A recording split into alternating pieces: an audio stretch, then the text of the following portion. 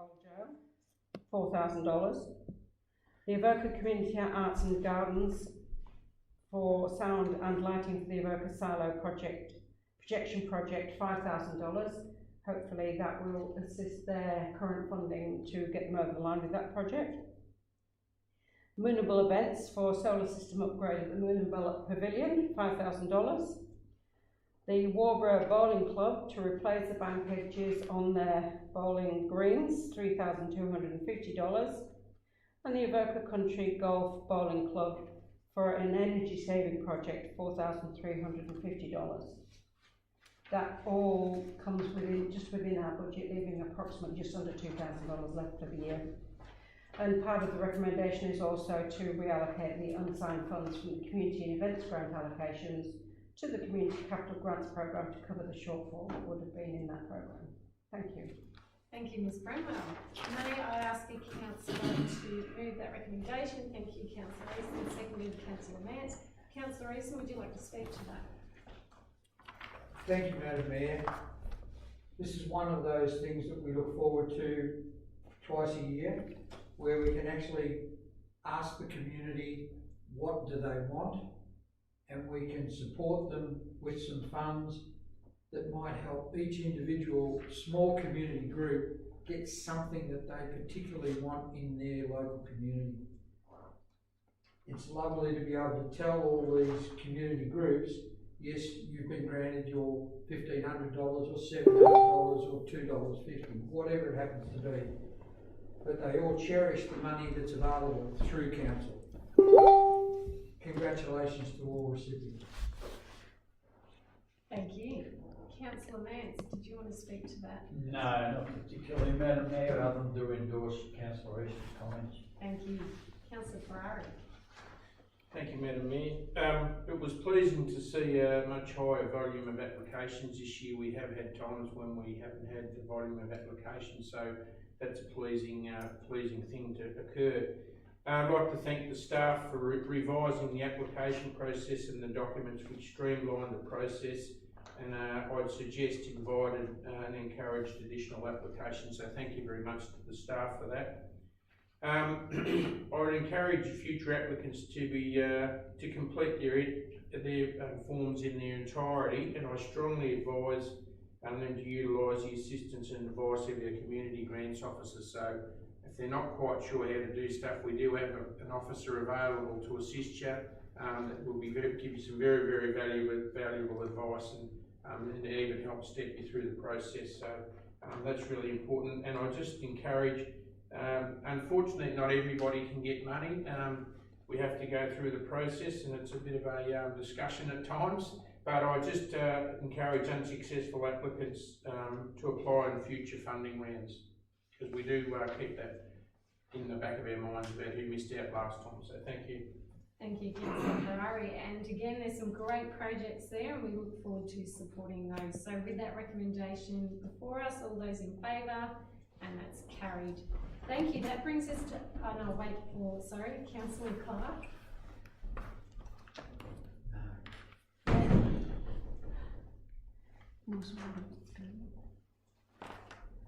Thank you to our technical gurus too. We're very grateful.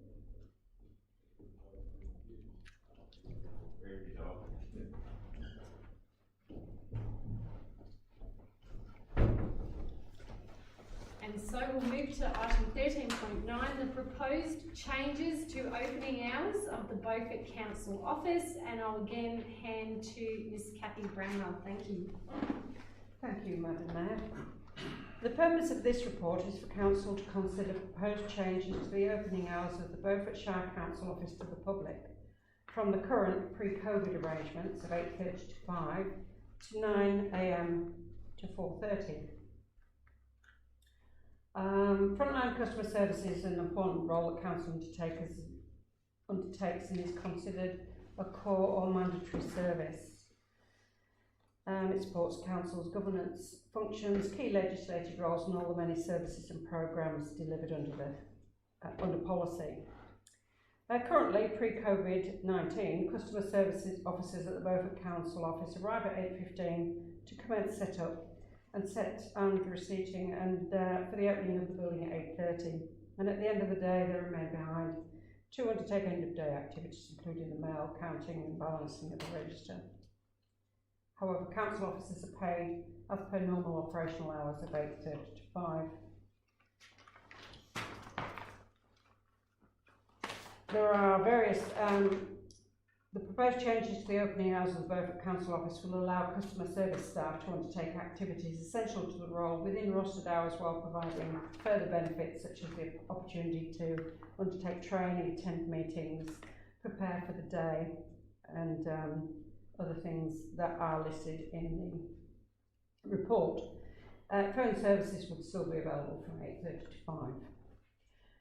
Ultimately, the no wrong door policy to be implemented as a result of the frontline services review earlier in the year will include expanding council services to be delivered from the resource centres while providing an online platform for customers to undertake payments, requests and activities, reducing the need for customers to travel to the Beaufort office and therefore limiting ultimately the need for face-to-face interaction. So, although customer service staff play an important role in frontline service to our community, there needs to be a balance between required duties and the ability for staff to be remunerated for hours worked. And the proposed changes balance the competing interests. So it is recommended that Council adopts proposed changes to the opening hours of the Beaufort Council Office to 9 to 4:30, and it would like, with earlier conversations, it would be, if acceptable to you, Madam Mayor, I'd like to change that recommendation from 9 to 5 for a 3-month trial, if that's acceptable to you. And the timing of that would be from the lifting of the state of emergency. Thank you Thank very you. much. Thank you, Ms. Bramwell, and I think councillors, if you are happy with that recommendation, as you can see, James typed that up with the review after 3 months, and you're happy to read that. Thank you, Councillor Clark. Seconded, Councillor Ferrari. Would you like to speak to that, Councillor Clark or Councillor Ferrari? Other councillors, I think that's a good move though to support our staff and still be present to our residents. So all those in favour of that recommendation, and that's carried. Thank you very much. That now brings us to the CEO's items, and Mr. Nolan's first item is 13.9, the Local Roads and Community Infrastructure Program. Thank you, Mr. Nolan. Thank you, Madam Mayor. The report in front of you, councillors, relates to recent funding that's been allocated by the Commonwealth Government and seeking direction from Council about how the funding is to be used.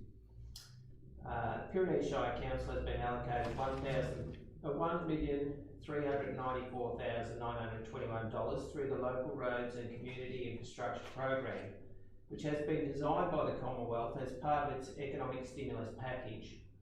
Background to the program is outlined in the document, and councils across Australia are all eligible for funding under the program.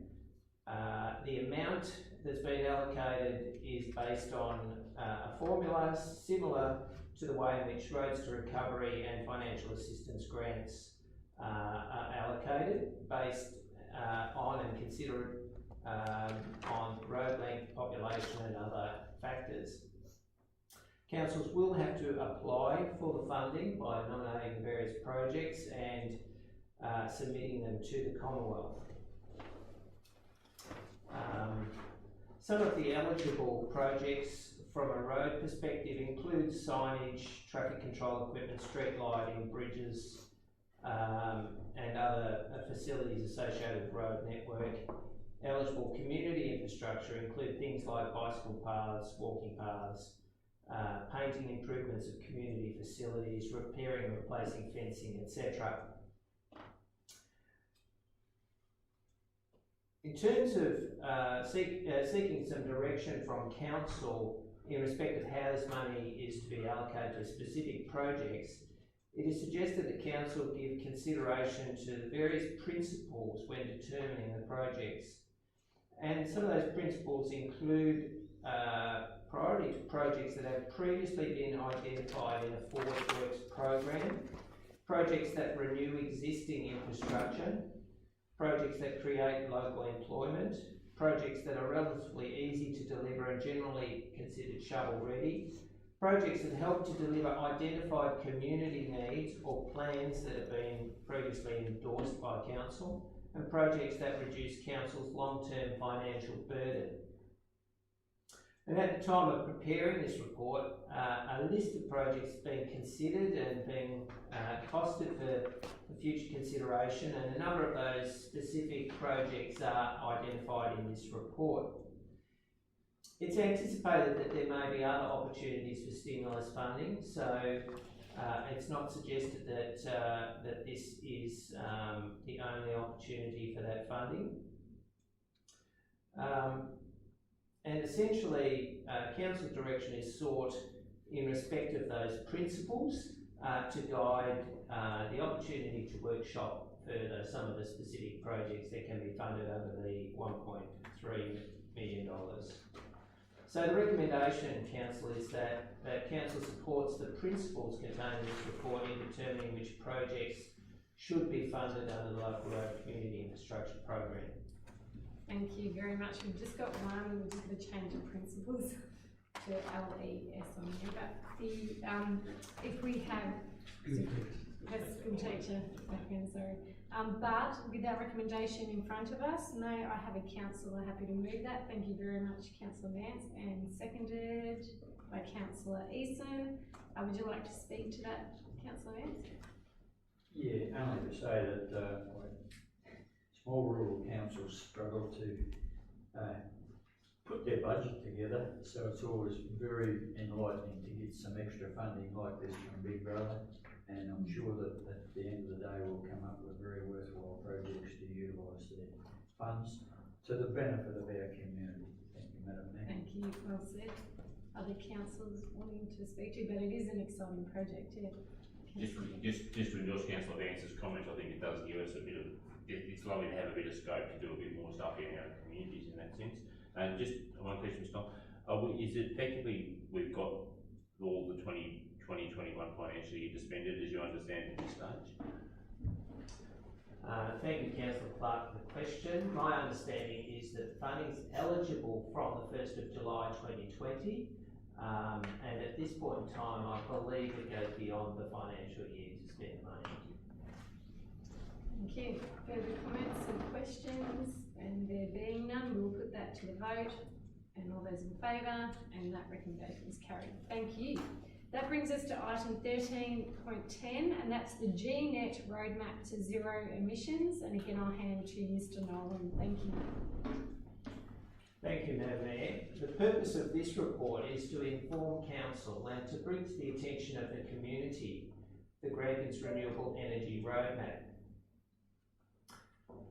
The Grampians New Energy Task Force, otherwise known as GNet, has been formed to represent, lead and advocate for the development of a net zero carbon economy in the Grampians region.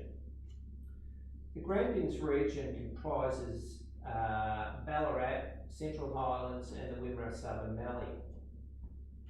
GNet have commissioned the preparation of a regionally focused roadmap to zero emissions by 2050.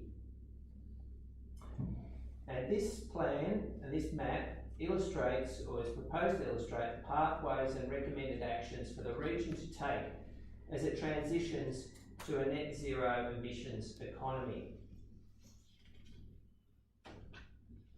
The roadmap explores opportunities that will help the region transition to zero net carbon emissions and provides the social, technical and policy foundations needed to empower communities at a local level to make clear choices about their future.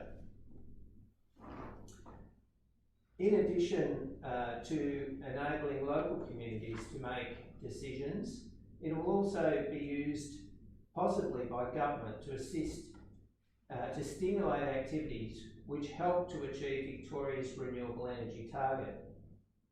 There are also opportunities in the roadmap for Pyrenees Shire Council to participate in a range of these activities which are aligned with the council plan and assist council in achieving its long-term environmental outcomes to prepare itself for a future low carbon economy. The plan is available online, and I encourage council and the community to get online and have a look at the roadmap. It's a piece of work that has taken a long time in its development, and it's going to provide a path for the future as a low carbon economy. It is suggested that council continues to monitor the activities of GNet and seek further information on some of the specific initiatives contained in the roadmap which help to achieve the council plan objectives. And councillors, that is my recommendation, that council continues to monitor the activities of GNet and seeks further information on specific initiatives contained in the roadmap which help to achieve council plan objectives. Thank you, Mr. Nolan, and we were privy to a presentation on this last week which explained a great deal, and it's a very exciting project to be part of. In light of that, do I have a councillor please happy to move that? Thank you, Councillor Eason, and secondly, Councillor Ferrari. Councillor Eason, would you like to speak to that? Thank you, Madam Mayor. GNet is a proposal that we all probably wish comes to fruition. It's a low carbon economy which we're all aiming for. As council, we've been allocating our funds to reduce our carbon footprint for a number of years now, and any support we can give the GNet project, I think, should be supported because it's our future. Thank you, Councillor Eason. Councillor Ferrari, would you like to speak to it? Other councillors? No. In light of that, we'll put that recommendation to the vote, and all those in favour, and that's carried. An exciting project. Now that brings us to item 14, which are the councillor reports and general business. And if I can pick on Councillor Vance first, please, we'd love to hear, even though it's been a short time since our last meeting, we'd love to hear what you've been up to. That restricts the movement somewhat, along with COVID. That restricts the movements even more. But I did have a Zoom meeting with both RCB and Timber Towns, and I'll have another Zoom meeting this Friday with Rural Councils Victoria. But just in relation to the Timber Towns meeting, Timber Towns are looking to revive the tyres report, which is timber industry roads funding, which we present to both state and federal government. And I note with coming over today and also a fortnight ago that there's a great deal of harvesting now happening on the mount.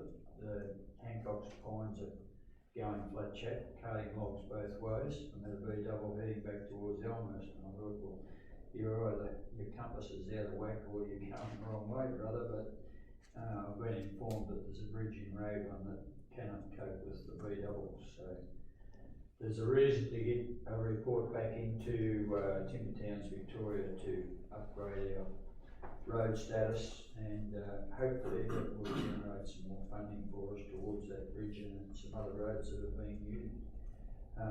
In a conversation with the chair of Timber Towns this morning with regards to our AGM that's coming up on the 2nd of July, she informed me that as a consequence of the bushfires in East Gippsland, all the coops have now been closed down and the timber workers are being moved out, not allowed to touch any of the coops now, and the agitators that were busily involved down in East Gippsland have now moved into the Green Triangle in Victoria, and they have successfully got the government seriously looking at closing coops in the Green Triangle to protect the groundwater from contamination.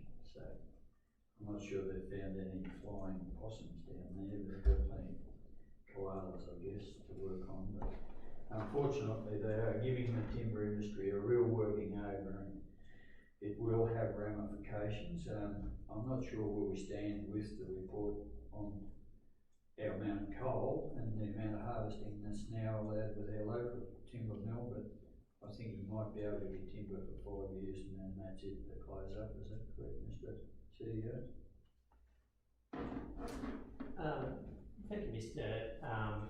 Councillor, for the question. I'm happy to take that on notice and bring something forward to Council in respect of our role with Tim Towns Victoria and the specific issues in our community that justify our participation in this group, including the coops at Mount Cole.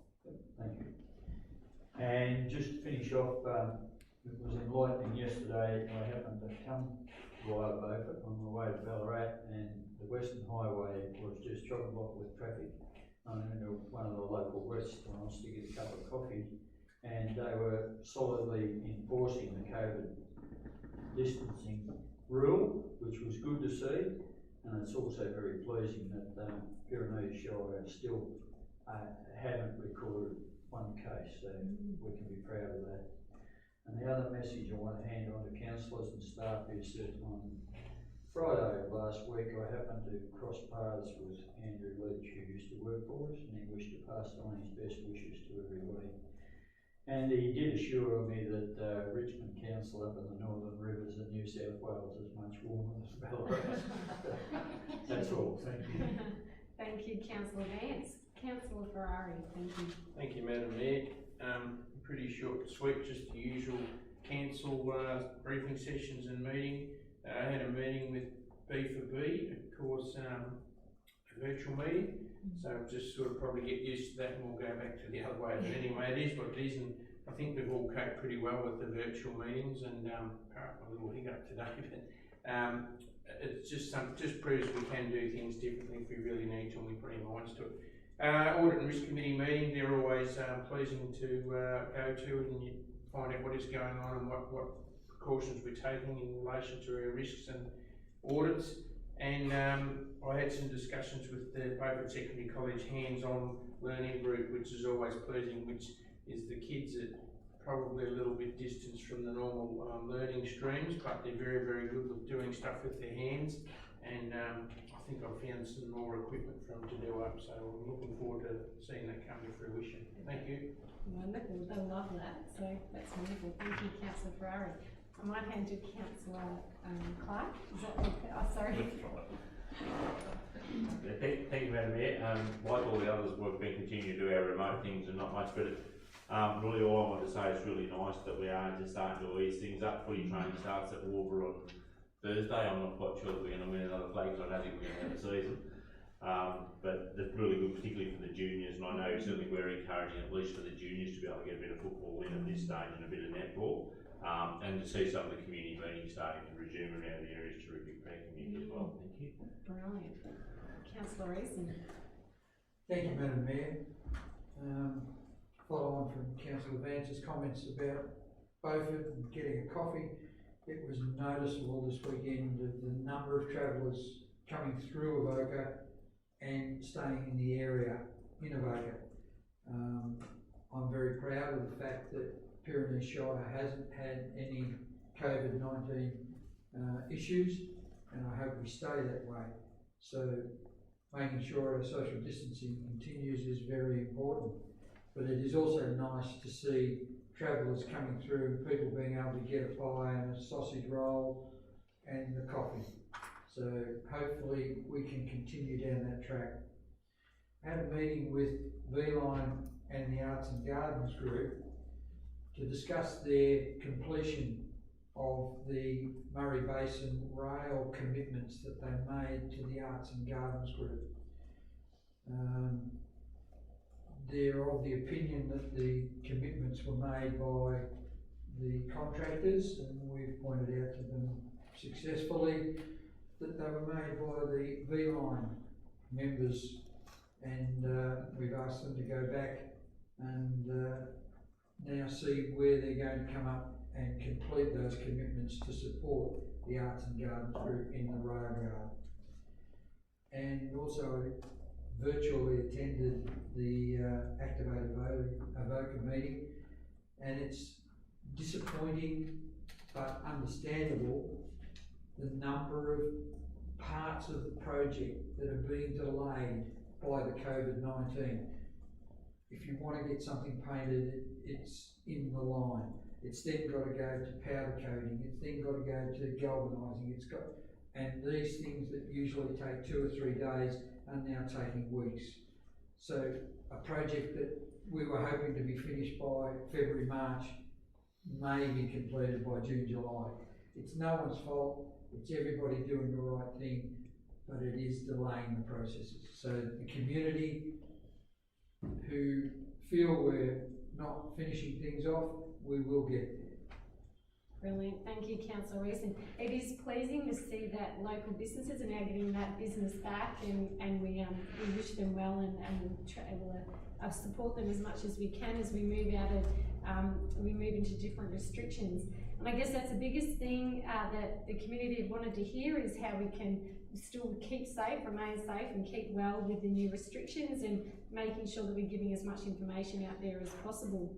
We're also very keen to hear from the community in regards to how they've coped with COVID, and how we can support the community coming out of that through our community survey, which is on our Facebook and website. So those community members still with us, that would be great if you can jump on there too, so that we can deal with that and use that information well.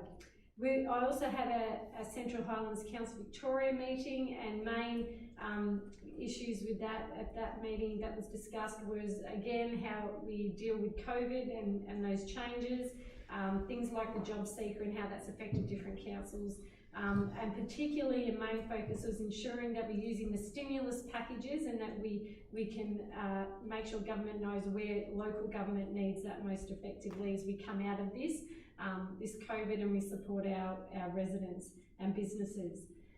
In the Mount Emu ward, the wind farm certainly seems to be on track, and it's quite a change in the Mount Emu landscape now, but interesting to take a drive at some of the ones that are closer to the road are also going up now. Definitely a learning experience for the kids if you want to take them for a drive. And also we've had another exciting development has been in Lexington. Telstra's just turned on a new small cell mobile site there, which will complement and improve the coverage that Telstra has there now. So that's been a wonderful thing there, and hopefully will improve that coverage and emergency access and that for Lexington. And finally, the schools are back. So as a mother of a few children, that was very exciting today, and they were excited to head off. And I know that we again thank our fantastic school communities, our teachers out there that have gone above and beyond the call of duty to support the kids that they have cared about even so much through this time. And we look forward to as we move out of COVID and supporting community. And we thank everyone again. I know everyone's mentioned, but we have not had a case, and that is due to everyone's diligence and support of each other. So we thank you all through that. On that too, now we're moving to confidential items. So I will ask for a councillor to move. Councillor Reesman, a councillor second, Councillor Vance. All those in favour? And we're now closed to the public. Thank you.